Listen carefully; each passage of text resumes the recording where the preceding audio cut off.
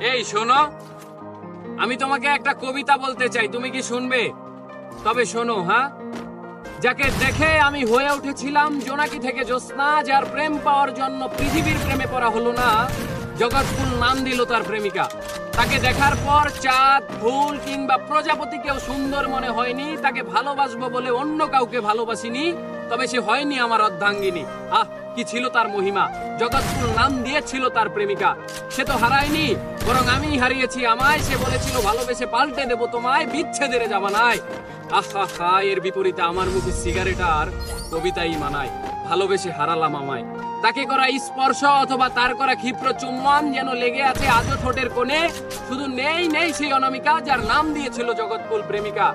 আমি শুনেছিলাম এ পৃথিবীর মানুষেরা চাইলে সবকিছুই হতে পারে, তাই আমি চাঁদ, সূর্য, মহাবিশ্ব চাইনি হতে, শুধু চেয়েছিলাম এক জনম তোমায় ভালোবেসে যেতে।